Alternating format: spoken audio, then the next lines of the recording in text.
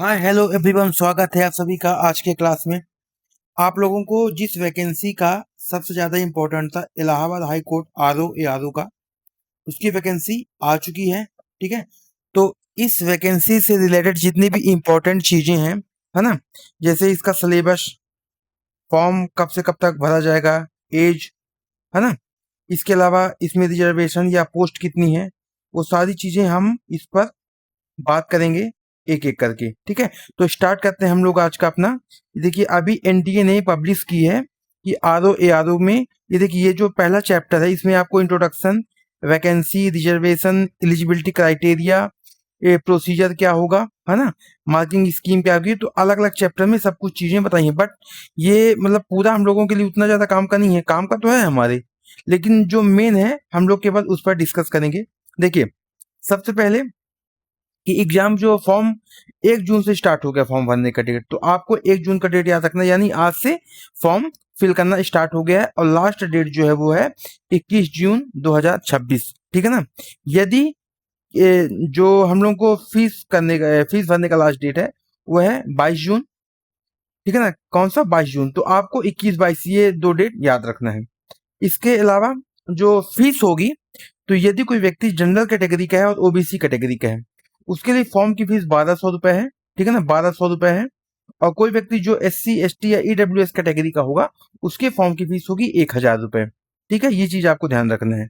उसके अलावा एक चीज क्या ध्यान रखनी है आपको, यदि आपको कुछ करेक्शन करवाना है ना, फॉर्म में कोई त्रुटि हो गई हो, कोई एरर हुआ हो अगर आपको, तो आपको 24 जून और 25 जून, ये आपको दो डेट हैं, इस बीच आप सही करवा सकते हैं। फॉर्म जो होगा वो भरा जाएगा ऑनलाइन मोड पर, ओनली लिखा है, मतलब केवल ऑनलाइन होगा। ठीक है ना, ये चीज ध्यान रखना है। उसके अलावा पेपर कब होगा, एडमिट कार्ड कब पब्लिश होगी, है ना, उसकी आंसर की वगैरह, तो ये अभी अनाउंस नहीं हुआ है ना, अभी अनाउंस नहीं हुआ है, तो इसके लिए आप लोगों को ज्यादा ध्यान अभी नहीं देना है। अब आते हैं, बहुत बच्चे परेशान थे कि पेपर का मोड कैसा होगा। तो देखिए, यहाँ पे 3 स्टेज पे पेपर होगा, स्टेज 1, स्टेज 2 और स्टेज 3। जो स्टेज 1 होगा ये आपका प्री होगा, प्रिलिमिनरी एग्जाम होगा, तो है ना, उसमें जनरल स्टडीज के क्वेश्चन होंगे। और ये पेन एंड पेपर, यानी कि समझिए आपकी आपका OMR बेस्ड पेपर होगा, स्टेज 1। जो सेकंड होगा वो होगा मेंस एग्जाम, ये होगा सब्जेक्टिव। कैसा होगा, सब्जेक्टिव होगा, ये भी आपको पेन एंड पेपर में करना पड़ेगा। जो तीसरा स्टेज है, इसमें आपको कंप्यूटर आपका नॉलेज चेक किया जाएगा, टाइपिंग टेस्ट होगा आपका, तो ये होगा आपका कंप्यूटर बेस्ड। तो ये तो मोड ऑफ एग्जामिनेशन है, 3 स्टेज में होगा, स्टेज 1, स्टेज 2 और स्टेज 3। ठीक है, तो ये कुछ इंपॉर्टेंट बातें हो गई। चलते हैं हम लोग अपने नेक्स्ट पर। देखिए, यहाँ पे जो है क्वालिफिकेशन की बात की गई है। जो भी बच्चे अगर आरओ के लिए एलिजिबल हैं, है ना, टोटल वैकेंसी कितनी है, 138 है, लेवल 8 का जॉब है। यहाँ पे देखिए सैलरी कहाँ से कहाँ तक होगी, 7th पे कमीशन के अकॉर्डिंग वो भी बताया गया है। क्वालिफिकेशन क्या है ये आपको जरूर ध्यान रखना होगा, है ना, क्योंकि इसको हर बच्चा फॉर्म नहीं भर सकता है। पहली बात तो आपके पास एक ग्रेजुएशन डिग्री होनी चाहिए, है ना, किसी भी यूनिवर्सिटी से भारत के। फिर आपके पास डिप्लोमा होना चाहिए, ये डिग्री होना चाहिए किसमें, कंप्यूटर साइंस में। ठीक है ना, किसी भी मतलब यूनिवर्सिटी से भारत के, वो अप्लाइड हो। फिर अगर ये नहीं है तो ओ लेवल का सर्टिफिकेट होना चाहिए या ट्रिपल C होना चाहिए। ठीक है ना, ये चीजें होनी चाहिए। दूसरी, मतलब इन तीनों में से एक होना चाहिए, तीनों की आवश्यकता नहीं है। या तो आपके पास डिप्लोमा हो, डिग्री हो कंप्यूटर साइंस में, ओ लेवल का सर्टिफिकेट हो या ट्रिपल C हो, तीनों में कोई एक हो। इसके अलावा आपके पास ग्रेजुएशन की डिग्री होनी चाहिए, यहाँ पे है जो। फिर नॉलेज और डाटा एंट्री की, वर्ड प्रोसेसिंग का और कंप्यूटर ऑपरेशन का। फिर ये जो स्टेज 3 में जो टाइपिंग टेस्ट होगा ना, वो इसके लिए है कि आपको 25 वर्ड पर मिनट आना चाहिए इंग्लिश टाइपिंग कंप्यूटर में। तो ये क्वालिफिकेशन है, अगर ये आपके पास है पूरे, तो आप इलाहाबाद आरओ एआरओ का फॉर्म अच्छे से फिल कर सकते हैं। देखिए, आरओ में 138 पोस्ट है, जो एआरओ है असिस्टेंट रिव्यू ऑफिसर, उसमें 338 पोस्ट है। और एक है कंप्यूटर असिस्टेंट का उसमें 25 पोस्ट है ना। इनका आरओ लेवल 8 की जॉब है, जो एआरओ है लेवल 7 का जॉब है ना। और जो कंप्यूटर असिस्टेंट है ये लेवल 4 का जॉब है। ये चीजें आपको ध्यान रखनी है। यहाँ पे देखिए रिजर्वेशन के बारे में भी बात की गई चैप्टर 3 में। अगर कोई एससी कैटेगरी का है तो टोटल उनको इस वैकेंसी में 21% का रिजर्वेशन दिया गया है। शेड्यूल ट्राइब को 2% का, बैक ओबीसी जो कैटेगरी का उनको 27% का, और जो ईडब्ल्यूएस है वो 10% का। तो ऐसे आपके रिजर्वेशन है। लेकिन ये जो रिजर्वेशन है तो ये तो वर्टिकल रिजर्वेशन हो गया है ना, लेकिन हॉरिजॉन्टल रिजर्वेशन भी यहाँ पे बताया गया है। वुमेन को 20%, डीएफएफ को 2%, एक्स सर्विसमैन अगर कोई तो 5%, और जो फिजिकल हैंडीकैप्ड है उसको 4%। तो रिजर्वेशन का, अब रिजर्वेशन के अकॉर्डिंग भी सीट का अलॉटमेंट होगा। आप देखेंगे ये जो आरओ का है जिसमें कितने पोस्ट है 138, तो आप देखेंगे इसका डिस्ट्रीब्यूशन, उसमें शेड्यूल कास्ट को 28 पोस्ट है, ट्राइब को 2 है, जो ओबीसी कैटेगरी है 37 पोस्ट है, ईडब्ल्यूएस 13, और जो यूआर कैटेगरी का है उनको 58 सीट, ये 138 वाले में दिया गया है। ठीक उसी प्रकार जहाँ पे 238 है एआरओ का, एआरओ के 200 जो 380 है उसमें आप देखेंगे शेड्यूल कास्ट को 79 है, ट्राइब को 7 है, ओबीसी को 102 है, ईडब्ल्यूएस को 38 है, और यूआर में 154 है। तो ये पूरा एकदम डिस्क्राइब किया हुआ है ना, यहाँ पे कोई विवाद की स्थिति नहीं है। नेक्स्ट चलते हैं हम लोग अपने, यहाँ पे आप देखेंगे ये वही है क्वालिफिकेशन जिसकी मैं पहले बात कर चुका हूँ, है ना। आरओ एआरओ और कंप्यूटर असिस्टेंट के लिए सेम चीजें हैं, है ना। अब हम लोग चलते हैं इस पर, एक आपको एज वाला ध्यान रखना है, एज कहाँ से कहाँ तक का होना चाहिए। तो जो व्यक्ति आरओ एआरओ के लिए है उनका मिनिमम एज 21 होना चाहिए, और मैक्सिमम जो है वो 35, 21 से 35 जिनका एज होगा। और डेट ये कब से कब तक, मतलब आप समझिए कि जुलाई 1991 के बाद का हो, और 1 जुलाई 2005 के पहले का हो, ठीक है ना। और इसका जो कट ऑफ डेट है वो 1/7/2026 के बीच ये लिया जाएगा, ठीक है। तो एज आपको 21 से 35 मोटा मोटा ध्यान रखना है। उसके बाद हम लोग चलते हैं थोड़ा, अब ये हम लोगों का जो मोस्ट इंपॉर्टेंट है वो है सिलेबस, कि सिलेबस में क्या क्या आने वाला है। देखिए जो स्टेज 1 होगा, स्टेज 1 जिसमें जिसको प्रीलिम्स कह सकते हो आप, तो वो ओएमआर बेस्ड होगा। पहली चीज ओएमआर होगा। कितने क्वेश्चन आएंगे, 200 क्वेश्चन आएंगे, ध्यान रखना 200 एमसीक्यूज, और मार्क भी कितने होंगे, 200, यानी पर क्वेश्चन 1 नंबर का। इसकी जो टाइम आपको मिलेगी ड्यूरेशन वो होगा 3 घंटे का। नो निगेटिव मार्किंग, मतलब कोई निगेटिव मार्किंग नहीं है, और नो मिनिमम क्वालिफिकेशन, मतलब मिनिमम क्वालिफिकेशन भी नहीं है कि आपको 50 नंबर लाने, 60 नंबर लाने, 70 लाने, ऐसा कुछ भी नहीं है, ठीक है। तो ये स्टेज 1 का आप सिलेबस देख लीजिएगा। आपको क्या क्या पढ़ना है, आपको जनरल साइंस पता होना चाहिए, history of India, history of India में आपको सब आना चाहिए, एंशियंट भी आना चाहिए, है ना, मिडिवल भी आना चाहिए, है ना, और उसके अलावा मॉडर्न हिस्ट्री जो है वो भी, क्योंकि हिस्ट्री ऑफ इंडिया की बात कर रहा है तो तीनों सेक्शन आ जाएंगे।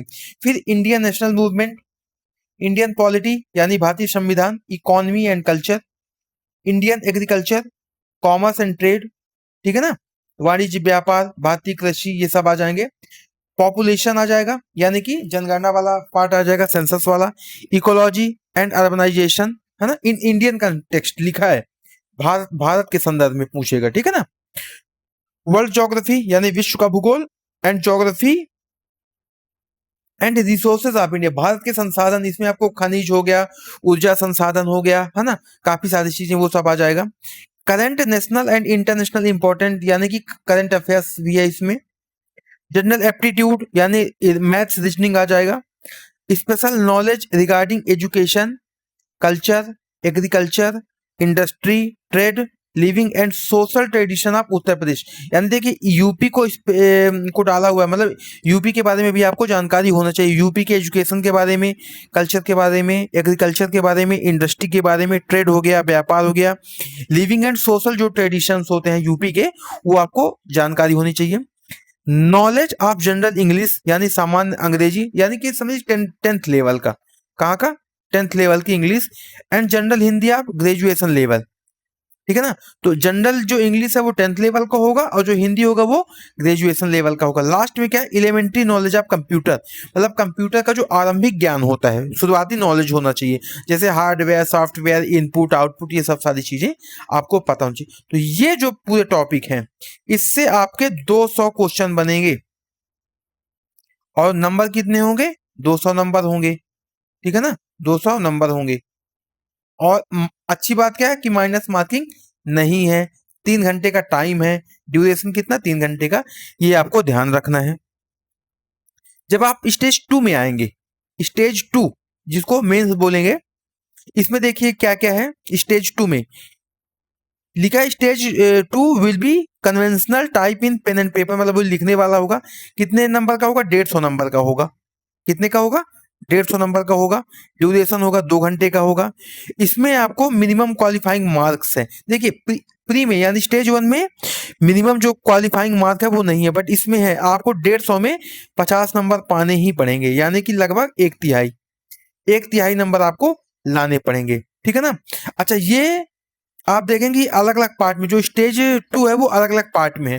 पहले पार्ट में सेक्शन में क्या है? आपका निबंध है, एसे राइटिंग है। एसे राइटिंग इन इंग्लिश है, हिंदी में नहीं आएगा, ध्यान रखना है। एसे राइटिंग इंग्लिश में आएगा, हिंदी में नहीं आएगा। कितने आपको? ये 30 नंबर का होगा। एसे राइटिंग कितने नंबर का होगा? 30 नंबर का होगा, 200 वर्ड में। और ये जो निबंध आएगा वो किस टॉपिक से आएगा? तो देखिए टॉपिक दिया हुआ है, लिखा हुआ है कौन कौन से। Constitutional accuracy, conceptual clarity, relevance to topic, coherence, logical structure and flow and long, मतलब ये चीजें ये बता रहा है कि आपके निबंध में ये सारी चीजें होनी चाहिए, ठीक है ना। इस पर जो सेक्शन बी है, इसमें आपको राइटिंग लेटर राइटिंग का काम करना है, वो भी आपका 30 नंबर का होगा, ठीक है। सेक्शन सी में आएंगे तो आपको ट्रांसलेशन होगा from English to Hindi, 25 number का, मतलब इंग्लिश से हिंदी आपको 25 नंबर का करना है, और 25 नंबर का आपको हिंदी टू इंग्लिश करना है, ठीक है। तो देखिए 30-30 के ये हो गए 60 नंबर, यहाँ हो गया आपका, और 50 नंबर यहाँ हो गया आपका, ये हो गया आपका 110 नंबर। और लास्ट में आप आएंगे कंप्रीहेंशन आएगा इंग्लिश का, ये होगा 40 नंबर का। तो ये सब मिलके आपके बन जाएंगे कितने? ये बन जाएंगे आपके 150 नंबर। और इस 150 में 50 नंबर तो आपको लाना ही है। सपोज अगर आप कोई बच्चा 49 नंबर या उससे नीचे पा रहा है तो वह यहीं से मेंस फेल कर जाएगा, ठीक है। तो आपको क्वालिफाई करना है। फिर होगा स्टेज 3, ठीक है ना। इसमें क्या होगा? कंप्यूटर नॉलेज का आपका टेस्ट होगा। क्या होगा? ये सब पूरे इंग्लिश में होंगे। A copy of text approximately 500 words in English will be given to the candidate for reproducing the same on the computer in the same format within 20 minutes। मतलब आपको एक चीज दी जाएगी, एक पूरा कॉम्प्रिहेंशन दिया जाएगा 500 वर्ड का, और आपको 20 मिनट में कंप्लीट करना है। तो ये आपका 25 वर्ड पर लिमिट आ जाएगा। अगर आप ये कर लेते हैं तो ये आप टेस्ट पास कर ले जाएंगे, ठीक है ना। इसके लिए आपको 20 मिनट का टाइम मिलेगा। मैक्सिमम जो मार्क्स होगा वो 50 नंबर का होगा। इसमें कोई निगेटिव मार्किंग नहीं है ना, निगेटिव मार्किंग नहीं है।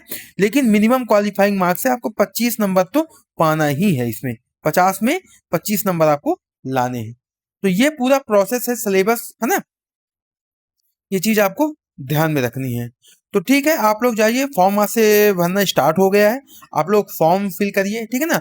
अगर आपको ये वीडियो पसंद आया हो तो लाइक और सब्सक्राइब जरूर कर लीजिएगा। हाँ, यदि आप लोग ये चाहते हैं कि जो आपका प्री का पेपर स्टार्ट होने वाला है और जो 200 क्वेश्चन का है, तो यदि मैं हर टॉपिक पर आपको सवाल करवाऊं तो आप एक बार कमेंट अवश्य करिएगा, है ना।